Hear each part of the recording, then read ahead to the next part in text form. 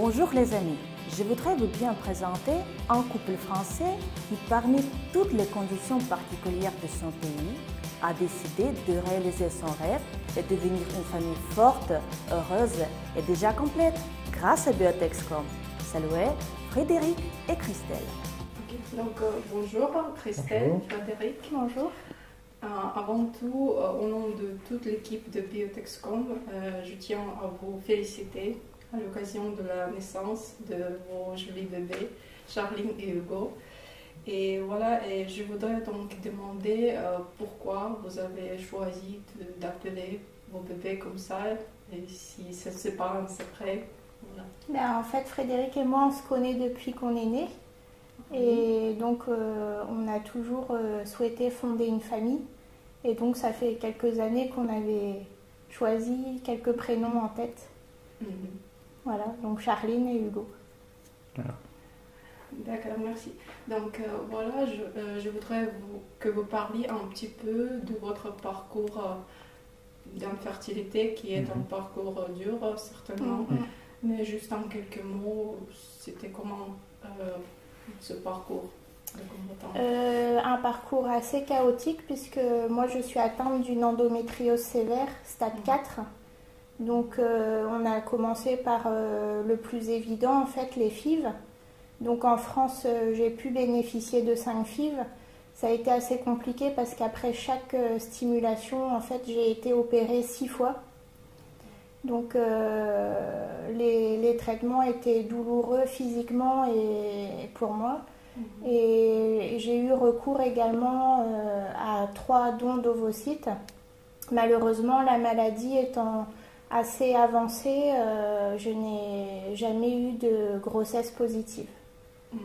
Et c'était en France que... En France. En France, oui. Et vous avez pu bénéficier d'un don parce que les queues d'attente sont... Il y avait minimum 2 ans d'attente. Il y a 18 mois d'attente en France et j'ai une de mes belles-sœurs qui a fait un don d'ovocytes en fait à l'hôpital et comme ça mon dossier a pu avancer de 1 an. Voilà. Tant mieux. Et comment avez-vous trouvé Biotexcom? C'était par le biais des réseaux sociaux, des recommandations des amis? En fait, on a lancé un parcours d'adoption à la suite de tous les échecs qu'on a eus avec les fécondations in vitro. On nous a fait plus ou moins comprendre que madame mettait sa vie en péril à force des opération sur opération. Et donc on s'est lancé dans le lourd parcours de l'adoption. On a demandé des jumeaux pupilles d'État en France. On a eu les entretiens psychologues, assistantes sociales, donc c'est très très lourd comme parcours. Et ça fait 8 ans qu'on est dans le parcours d'adoption. Et au bout de 8 ans, on nous a dit qu'on commençait à être trop vieux. Donc c'était clair et net que pour nous, les portes se fermaient les unes après les autres. Et c'est un petit peu par hasard qu'on est tombé sur Biotexcom sur Internet. Oui. Et donc on a pris contact avec la clinique directement, on a téléphoné. Et là on a eu toutes les informations et on s'est lancé dans l'aventure, quoi. Donc votre première visite chez Biotexcom, vous vous en rappelez? Oui. C'était comment? Très, très bien reçu par Roxana à l'époque qui était chef du département du pôle français. Et clinique très propre, mais contrat très clair aussi, c'est pour ça qu'on s'est tourné vers l'Ukraine. Et... Le taxi est venu nous chercher à l'aéroport directement, nous a amenés à l'hôtel. Donc en fait, tout était pris en charge, on n'avait pas trop de stress. Tant mieux. Et vous avez dû donc faire un dossier de documents assez important pour déclencher le programme. Donc pour les couples qui souhaitent aussi entamer le programme GPA en Ukraine, c'est quoi comme document? La priorité déjà, il faut être marié pour démarrer le parcours. Et ensuite, il faut prouver aussi sa stérilité. Alors, donc moi, c'est vrai que le dossier médical, je l'ai réclamé partout où j'ai été opérée. Et ma gynécologue également a pu faire le certificat de stérilité. Afin de prouver qu'il y avait un souci pour l'annulation justement avec l'endométriose. Vous avez fait quelques examens médicaux sur place? Frédéric, oui. Ouais, moi j'ai fait une prise de sang, spermogramme. Parce que pour ma situation, ce ne sont pas mes ovocytes. Donc moi, je n'étais pas concernée par les examens médicaux. Et vous avez pu donc choisir votre donneuse de récit Tout à fait. vous-même. Elle ressemble à vous. Oui. Au niveau des traits du visage, beaucoup. Oui. Sauf la couleur des yeux qui, elle, était bleue comme la mer, mais bon, c'est pas gênant, au contraire. C'est joli. Ouais. Ouais. D'accord. Et donc, quels services sont inclus dans le prix? Vous avez dit en fait. Nous, on a pris le pack économe, Oui. et qui inclut le taxi en arrivant à l'aéroport, l'hôtel, le logement, en fait tous les déplacements, la villa une fois que les enfants sont nés, les déplacements jusqu'à la clinique. Tout est pris en charge. Sauf les billets d'avion. Sauf les billets d'avion. les billets d'avion. Ok. Bon. Et comment se déroulait la grossesse de votre mère porteuse? Nous, notre mère porteuse, on avait décidé en fait de ne pas aller directement la voir. Après, c'est vrai que chacun fait comme il veut. Et on savait qu'on la verrait de toute façon à la fin du parcours. On lui demandait par l'intermédiaire de la clinique régulièrement des photos de son ventre. On en a reçu régulièrement. On était très heureux. C'est bien. Et tous les mois, on reçoit les examens, les échographies, les images, tous les détails. Et il y a également 2 tests de trisomie qui sont faits au long de la grossesse, il me semble. Et vous avez donc appris à un moment que vous avez des jumeaux. Oui. Vous l'avez souhaité? Oui, c'était un souhait dès le départ. Une fille et un garçon. Une fille et un garçon, le choix du roi. Oui, c'est parfait. Et moi, je suis jumelle et mon père a un frère jumeau et le frère de mon père a des quadruplés. Donc voilà, donc on est tous très heureux dans la famille que ce soit des jumeaux, filles et garçons en plus, alors on ne pouvait pas espérer mieux. D'accord. Donc votre mère porteuse a accouché hors Kiev, dans une ville de Kirovograd. Voilà, vous vous êtes rendu là-bas. Comment vous trouvez la maternité? On a été accompagnés en fait par une guide française, donc on a pris le train de bonne heure le matin. Il y a 3 heures de train et 1 heure de taxi. On a été vraiment bien encadrés. La maternité, elle est très moderne. Les sages-femmes, on le voit, sont très professionnelles. Donc c'était très émouvant de rencontrer Charline et Hugo pour la première fois à la pouponnière. Et puis on a refait le trajet en sens inverse en fait le soir, et donc on a pu profiter de nos enfants 3 heures dans le train au retour. Et puis maintenant on fonde notre petit cocon familial à la villa, le temps d'attendre les documents. Vous vous êtes déplacé donc dans une autre villa ici. Et ici, il y a des outils pour. Il y a tout ce qu'il faut. Il y a tout ce qu'il faut sur place. Table de change, stérilisateur, les lits pour les bébés. Pour prendre les bains. Il y a la baignoire pour les enfants. Et au premier jour de la sortie des bébés, on vous a fourni quelque chose? Oui, on a eu un pack. On a eu des cadeaux, on nous a fourni les couches, le lait. Les biberons. Voilà, les biberons. Donc vous êtes bien occupés. Voilà. Et le pédiatre, elle va vous voir. On a eu des visites toutes les semaines du pédiatre, qui est très sympa, qui parle que en anglais, mais bon, on se débrouille avec les traducteurs. Et elle est de très très bons conseils. Donc elle ausculte les bébés, elle prend son temps et ça passe très très bien. Elle se développe. Ouais. Bonjour. Bonjour. Quand on était à Kirovograd, on a rencontré la mère porteuse. Et on a de la chance, on a sympathisé tout de suite avec la mère porteuse. Et on lui a demandé si elle était d'accord qu'on garde contact avec les réseaux sociaux. Donc on l'a sur nos contacts Facebook, donc on continue à discuter avec elle. Donc elle nous a demandé d'avoir des photos régulièrement des enfants. Et on lui écrit. Elle est mariée, elle a 2 filles, donc elle avait une préférence pour le garçon. D'accord.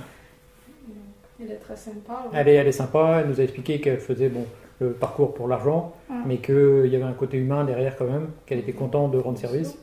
Et, elle pensait que par rapport à notre parcours, on était de bons parents, donc on était contents d'apprendre ça. Et maintenant, j'ai une question plutôt générale. Qu'est-ce que vous avez aimé et qu'est-ce que vous n'avez pas aimé chez Biotexcom? Soyez honnête, objectif, voilà. Là, ce qu'on a aimé, c'est que ça y est, on est des parents, après tant et tant d'années Le d'attente. parcours a enfin abouti. Voilà. Oui. Et des choses négatives, on les voit pas au premier abord, puisqu'on est tellement heureux que... C'est 9 mois de stress. Pour moi, personnellement, ça a été beaucoup de stress, mais bon, comme une grossesse classique. Nos familles sont au courant de notre parcours. On leur a expliqué que c'était du GPA. On ne fait pas la promotion du GPA. En France, c'est interdit. Mais nous, en fait, on n'avait pas le choix. Si on voulait une famille, si on voulait des enfants, on a mis un petit peu nos convictions religieuses et le reste de côté. Et on n'a pas eu le choix. Voilà, c'était la seule solution qu'on avait pour fonder une famille. Oui, c'est évident. Ouais. Prends une goutte.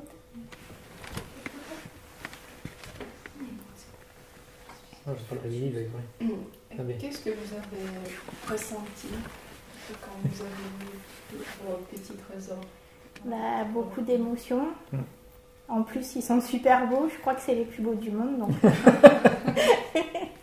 Et puis, voilà, ça fait bizarre en fait parce que moi, c'est mon métier de m'occuper des enfants. Mais là, je me dis, ils sont avec moi toute la nuit.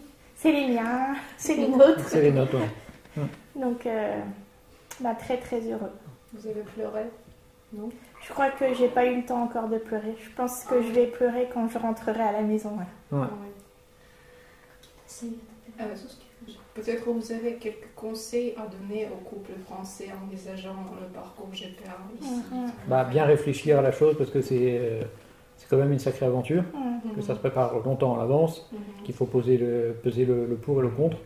Il faut trouver le financement aussi. Il faut en parler auprès de ses proches. De ses proches. Voir être soutenu aussi, être soutenu par la famille, les amis. Et notre parcours a été pas facile, mais bon, ça s'est relativement bien passé. Mais bon, il faut savoir quand même qu'il y a des embûches, que c'est pas simple, les papiers c'est pas simple non plus, et que ça reste interdit en France. Voilà. Et à propos des papiers, vous avez votre rendez-vous déjà fixé à l'ambassade? Oui, on a un rendez-vous à l'ambassade et on attend de savoir. On va demander le laissez-passer avec une transcription partielle. Oui. Et la suite de ça, on verra quoi. Déjà, on sera en France avec nos bébés et on verra. Donc, vous ne savez pas pour le moment comment cela va se dérouler en France? Ça a l'air quand même en bonne voie, puisqu'on a quand même des personnes qui sont passées avant nous et ça a l'air de bien se décanter. Donc, on demande le RCF, c'est ça? Non. En fait, on va demander une transcription partielle. Donc, c'est moi qui vais être le papa, parce que il y a eu le test de paternité qui prouve que c'est moi le papa. Et une fois qu'on sera en France, on demandera l'adoption. Madame va demander l'adoption de mes enfants. Donc c'est actuellement, il y a des demandes pour une transcription totale, mais bon, actuellement c'est refusé dans les tribunaux en France. Donc c'est la seule solution qu'il y a. Parce que actuellement, s'il m'arrive quelque chose, Christelle ne peut pas prendre les bébés parce que c'est pas du tout ses enfants. Mais il y a des personnes qui ont demandé le passeport pour bébé. Oui. Vous n'avez pas voulu parce que Parce qu'il faut rester 2 mois ici. Rester 2 mois sur place, moi je travaille, Christelle travaille aussi. Donc déjà 1 mois ça a été difficile parce qu'il faut bien savoir qu'il faut au minimum 1 mois ici. Donc il faut avoir un employeur qui est assez cool pour laisser 1 mois.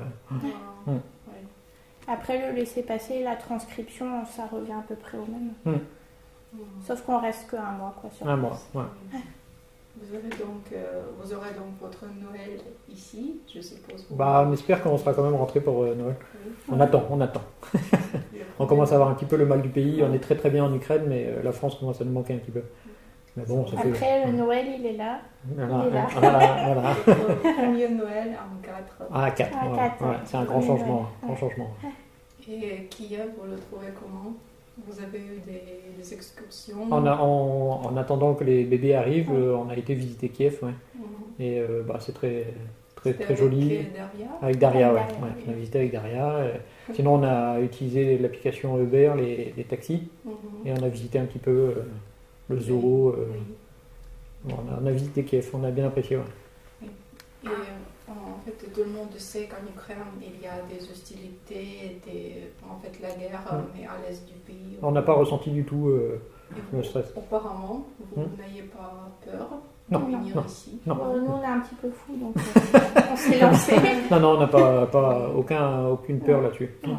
Non. On se promenait Ouais, sans problème. aucun souci, même plus en sécurité qu'à Paris, je pense. Ouais. Non, il n'y a aucun souci. Moi, je vais me balader la nuit, même le soir, il n'y a pas aucun souci. Ça vaut mieux pas le faire à la nuit, non? Bah, ici, dans le quartier, c'est un quartier très très calme. C'est résidentiel, il n'y a pas de souci. D'accord.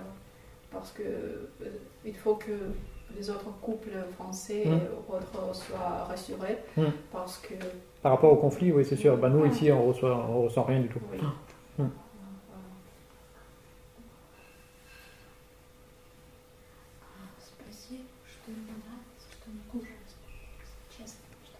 Donc, vous avez peut-être autre chose à dire, à prévenir les autres couples, quelque chose? Bah, avec les réseaux sociaux, on apprend pas mal d'informations. Nous, quand on s'est lancé, on n'avait pas du tout d'informations. On s'est lancé un petit peu à l'aveugle. Là, il y a le réseau social qui se développe un petit peu plus sur Biotexcom, le site de Facebook. Ouais. Il y a le site de Biotexcom qui est très bien aussi et qui apporte toutes les réponses. Donc le site est bien organisé. Ouais, très très bien organisé. Il y a toutes les réponses, il y a les explications. Les réponses sont assez rapides. Donc,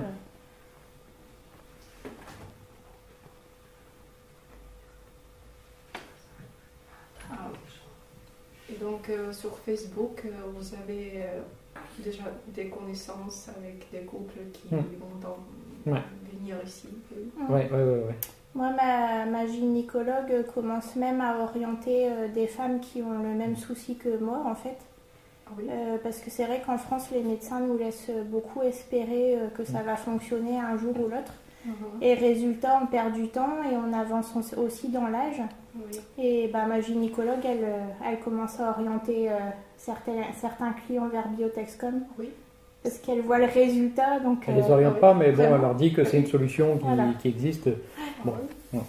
Alors, parce qu'en France, c'est illégal. Ah, c'est totalement illégal. C'est illégal, mais bon, comme l'adoption française n'avance pas aussi, ça peut être une solution pour les personnes qui n'ont pas peur de le faire.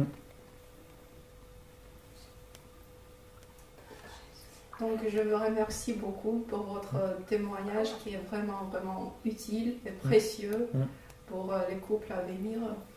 Donc je souhaite le meilleur à votre famille. Merci beaucoup. Merci à la clinique et à toute l'équipe. On est très, très, très heureux.